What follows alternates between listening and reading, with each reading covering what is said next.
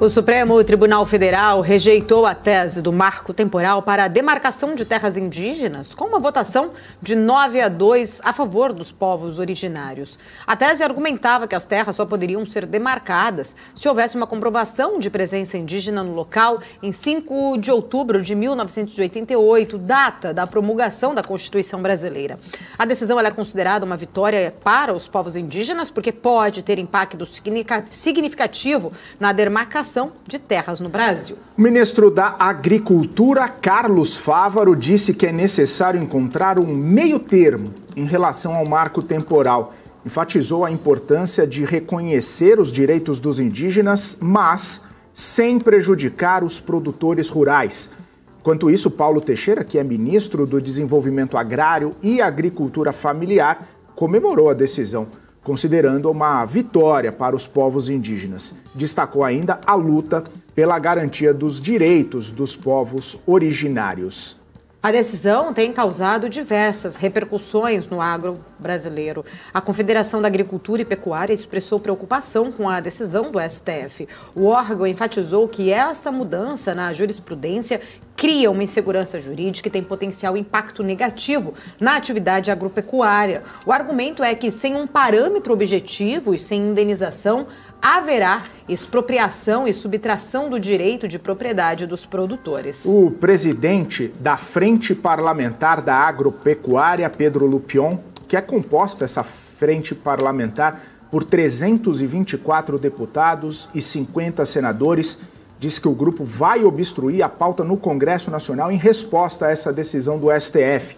A bancada busca a aprovação de uma proposta que aceite a tese do marco temporal e também uma legislação que conceda indenização aos produtores rurais em caso de desapropriação para a demarcação de terras indígenas. Essa questão da indenização aos proprietários de terra foi colocada também em discussão pelo Supremo Tribunal Federal, está colocada essa possibilidade. No entanto, é uma discussão que ainda vai acontecer. Como vai ser feita essa indenização, em quais parâmetros, em quais valores, e isso tem trazido também bastante apreensão para os produtores rurais que têm sinalizado uma certa insegurança jurídica, já que existia uma situação ali posta para os povos originários e também para a demarcação de terras indígenas. Muitas terras já foram, colocadas ali à venda para os produtores, já estão produtivas, já estão em posse de outras pessoas e nesse momento seria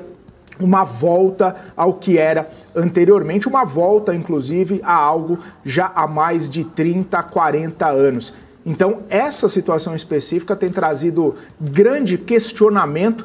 inclusive da Frente Parlamentar da Agricultura, e justamente porque também existe uma discussão no Congresso Nacional sobre a demarcação de terras indígenas, sobre o marco temporal, inclusive correndo na Comissão de Constituição e Justiça. Era uma questão, Paulo, inclusive interessante, porque enquanto o STF discutia o marco temporal, paralelamente, o Congresso Nacional também discutia o mesmo tema. E é importante a gente salientar que o Supremo Tribunal Federal acelerou essa conversa, essa decisão, assim como o Congresso também estava querendo acelerar a discussão. Mas outras pautas acabaram passando na frente, ela não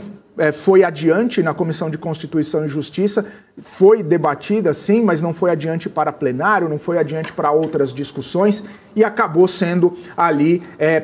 interrompida toda essa discussão. Claro que agora, com o STF dando o julgamento favorável aos povos originários, rejeitando essa tese do marco temporal, o Congresso Nacional, com essa frente parlamentar que tem uma relevância, que tem uma parcela importante dos parlamentares, agora busca meios para reverter essa situação e trazer pelo menos um alento para os agricultores, para os empresários do agronegócio, que têm visto com muita cautela e muita reticência essa definição do Supremo Tribunal Federal.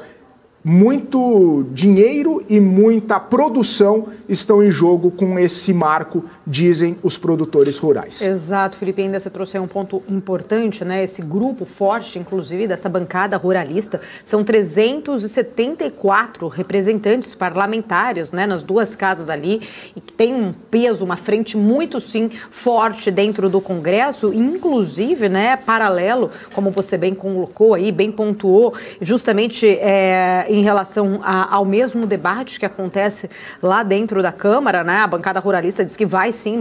tomar aí, adotar todas as estratégias possíveis, inclusive para garantir então que o Congresso vote projetos que reeditem este marco temporal das terras indígenas. Ainda assim, paralelo com isso, eles ainda colocam ali um ponto muito de atenção, que é justamente o que a gente tem que ali muito monitorar, muitas vezes em pautas, justamente, eles colocaram ali uma ameaça, inclusive, de obstruir votações importantes também no Congresso, não só essa especificamente, mas é que é uma força muito grande dessa bancada ruralista, né? São 374 representantes, eles têm sim, né, essa frente muito ampla, com um poder ali até de obstruir votações que são significativas ali para o governo, inclusive usando aí como uma moeda de troca, vamos dizer assim, diante dessa insatisfação gerada aí para o setor agro diante dessa decisão do STF, né? Uma decisão que realmente coloca ali essa insegurança jurídica num dos setores, né, um dos maiores setores, inclusive, da nossa economia. A gente viu a força do agro no PIB do primeiro trimestre, né, impulsionando muito o setor, muito importante para a nossa economia e que traz, sim, uma discussão muito forte, muito firme em relação à Câmara, ao Congresso como um todo, e um ponto de atenção. Eles têm uma força ali para barrar ou fazer uma frente ali contra outras pautas também. Exatamente, Paula, você citou, né, a força do agro, o agro acabou impulsionando o PIB do primeiro trimestre, aquela alta, né, de 1,9%, acabou sendo muito alavancada pelo agro, com um crescimento de mais de 21%, safra recorde de grãos aqui no Brasil. Obviamente, quando a gente fala do marco temporal, não necessariamente todas as terras produtivas ou todas as fazendas produtoras de produtos do agronegócio aqui no Brasil poderiam ser impactadas, mas segundo, né, órgãos e entidades ligadas ao agro brasileiro, isso poderia trazer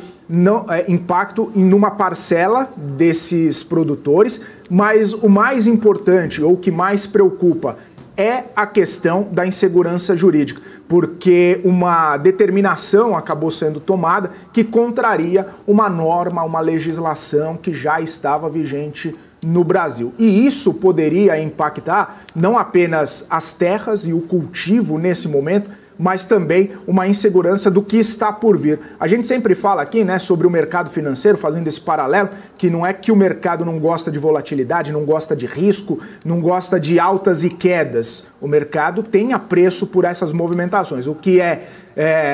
não gosta o mercado é a imprevisibilidade. E quando o Supremo Tribunal Federal toma uma decisão dessa magnitude, que impacta produtores rurais, que impacta inclusive os povos originários que agora vão ter, né, toda essa possibilidade de retomar alguns territórios,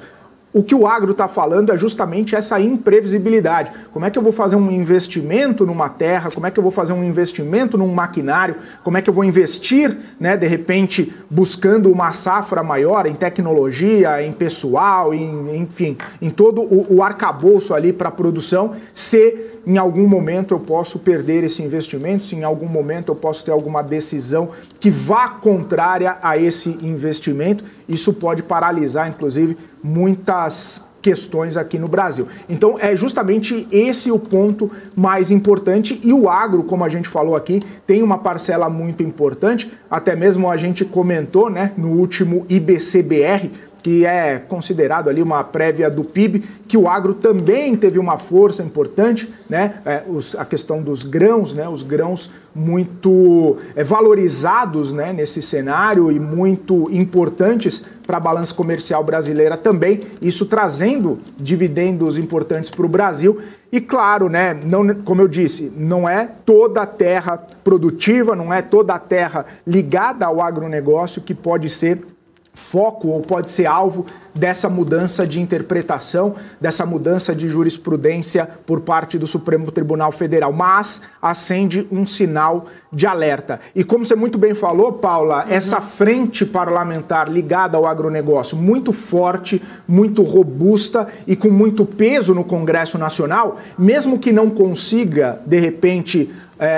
barrar essa mudança feita pelo Supremo Tribunal Federal, ou questionar ou trazer qualquer tipo de interpretação diferente, possivelmente vai começar a pautar novas legislações, né, por meio do Congresso Nacional, por meio do Poder Legislativo, e essas novas legislações podendo fazer algum contorno em relação a essa decisão do Supremo Tribunal Federal. Então é muito importante que a gente fique de olho na atuação da Frente Parlamentar, na atuação da CNA, né, da Confederação Nacional do Agronegócio, e também no posicionamento, como a gente trouxe aqui, do ministro da Agricultura e do ministro da Agricultura Familiar, né, que é o Paulo Teixeira, e também o Carlos Fávaro, que a conjunção, né, e o diálogo entre essas esferas vai poder dar um sinal daqui para frente de como que isso pode impactar na economia brasileira, no PIB brasileiro